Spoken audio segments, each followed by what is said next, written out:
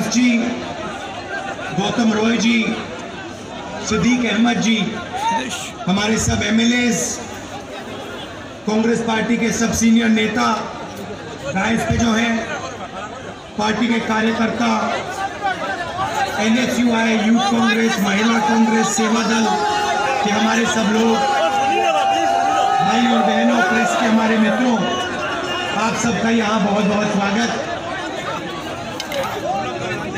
बारिश में आप यहाँ आए और मेरा प्रोग्राम थोड़ा लेट चल रहा है,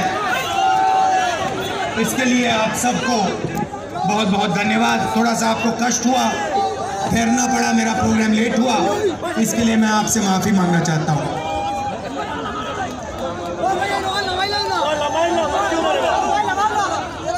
पिछले 5 सालों में नरेंद्र मोदी जी की सरकार पूरे हिंदुस्तान में अन्याय कर रही है। जहां भी देखो नरेंद्र मोदी जी की सरकार अन्याय करती है। तो हमने सोचा कि अगर 5 साल नरेंद्र मोदी जी ने 15 लोगों को फायदा देने के लिए सरकार चलाई, अगर 5 साल उन्होंने हिंदुस्तान के सबसे अमीर लोगों को नॉन स्टॉप पैसा दिया, तो कांग्रेस पार्टी को न्याय योजना देनी चाहिए। तो आज मैं आपको न्याय योजना के बारे में बताना चाहता हूं।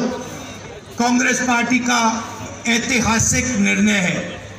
ऐसा निर्णय दुनिया की किसी भी सरकार ने आज तक नहीं लिया। बड़ा सिंपल सा निर्णय है। हिंदुस्तान के 20% सबसे गरीब लोगों की लिस्ट बनाई जाएगी।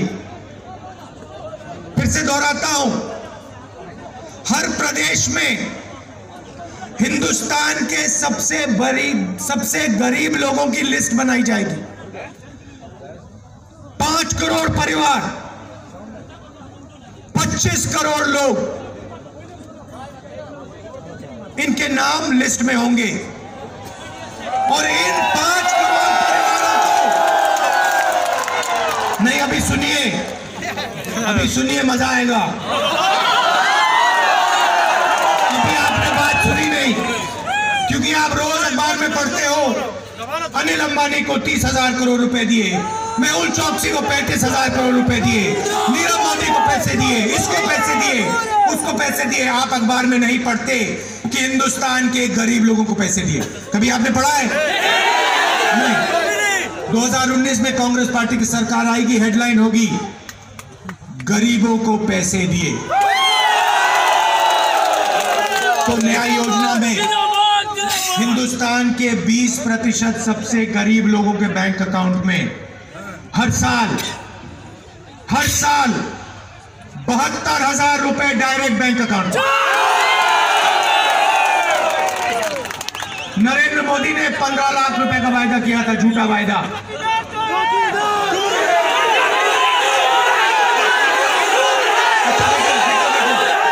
मैं आपको दूसरे तरीके से बताता हूं। चौकीदार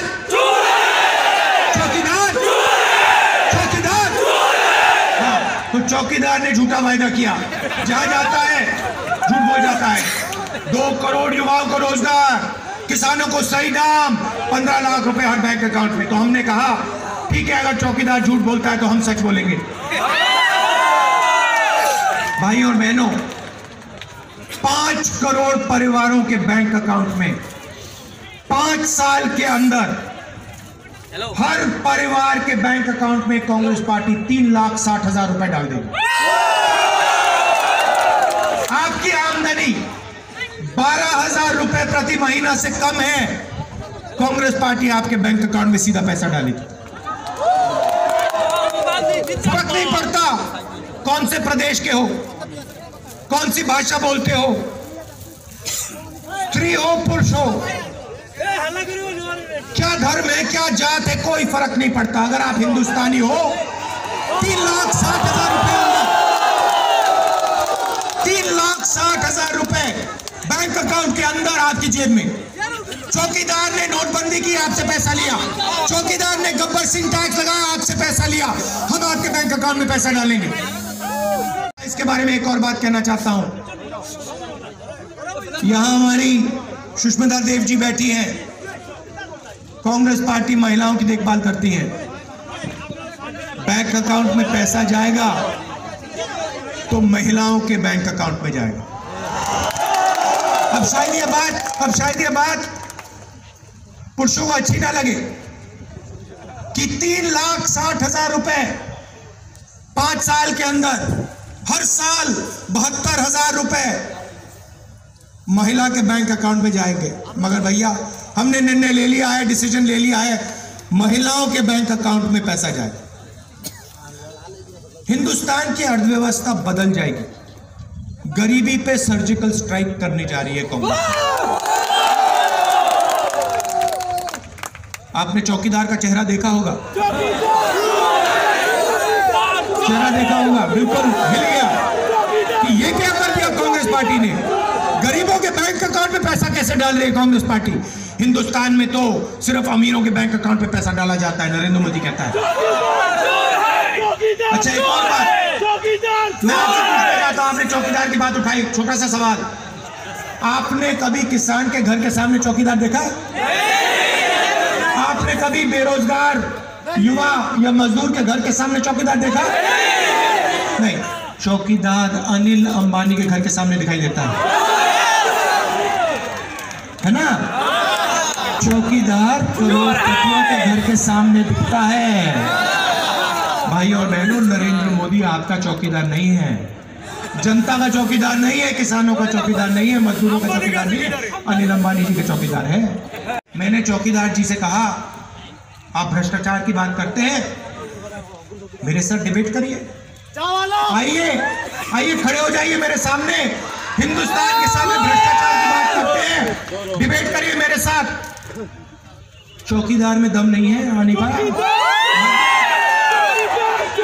चौकीदार भाग गया, डर गया, कहता है मैं नहीं कर सकता भ्रष्टाचार पे डिबेट, क्योंकि अगर मैंने भ्रष्टाचार पे डिबेट किया, राहुल भैया हवाई जहाज उठाओ जरा, वो हवाई जहाज उठाओ, ये राफेल हवाई जहाज उठाओ जरा, इसको हवाई उठाओ, यहाँ ये उठा के दो इनको भैया। अगर डिबेट हो गई तो राहुल गांधी इस हवाई जहाज के बाद चौकीदार ने 30,000, ये देखो 30,000 करोड़ रुपए चौकीदार जी ने अनिल अंबानी को दी, उसकी बात होगी।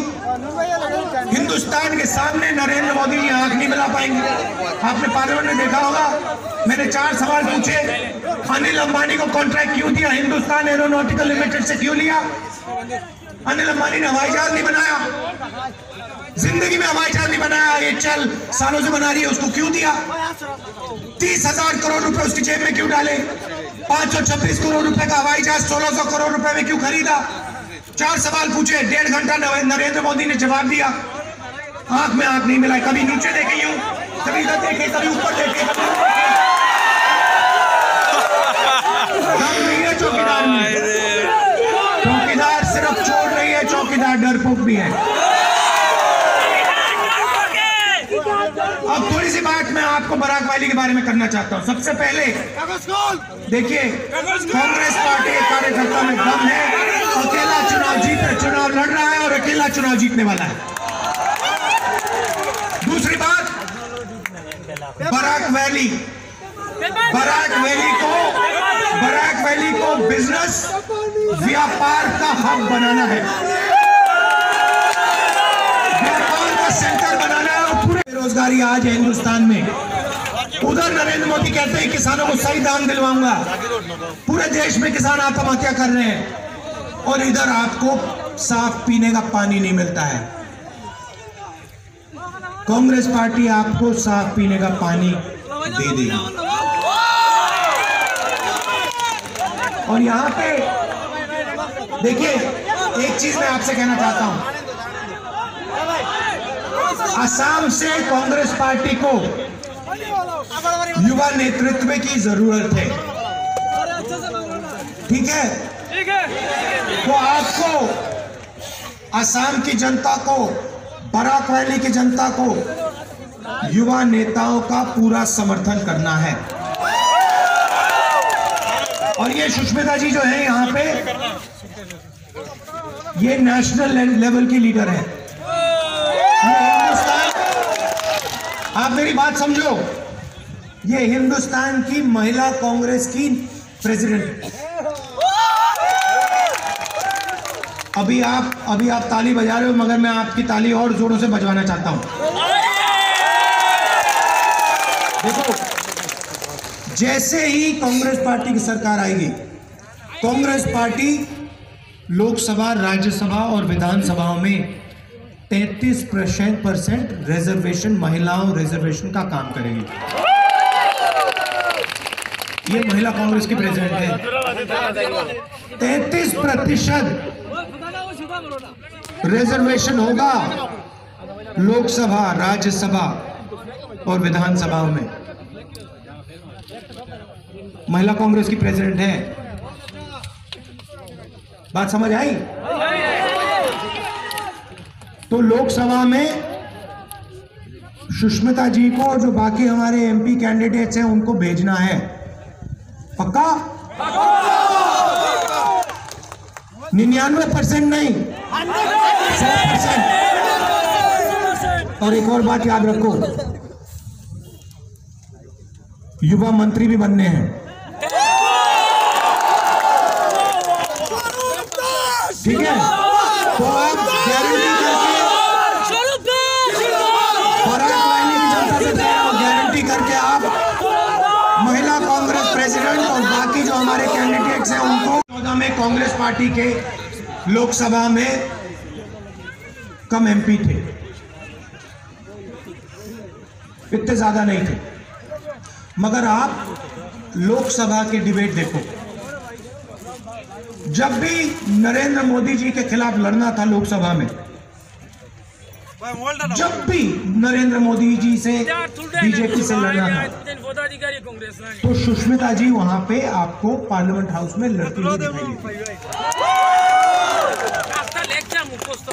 और जब भी पराग वैली का कोई भी मामला, कोई भी सवाल उठता था, कोई भी समस्या होती थी, तो सीधी ये मेरे पास आके कहती थी, देखो पराग वैली का काम है, पूरी मदद करनी है आपको। तो ये वहां आपका काम करती हैं।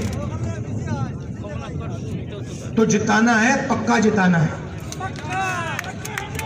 अब थोड़ा सा मैं आपको युवाओं के रोजगार के बारे में कहना चाहता हूं और किसानों के बारे में कहना चाहता हूं। मोदी जी ने कहा कि मेक इन इंडिया होना चाहिए। जैसे मैंने अभी बोला, हम पराग वैली को, नॉर्थ ईस्ट को एक तरफ हिंदुस्तान से और दूसरी तरफ एशिया से जोड़ना चाहते हैं। हम इसको सेंटर बनाना चाहते हैं। नॉर्थ ईस्ट को मैन्युफैक्चरिंग का, ट्रांसपोर्ट का, लॉजिस्टिक का, एजुकेशन का सेंटर बनाना चाहते हैं।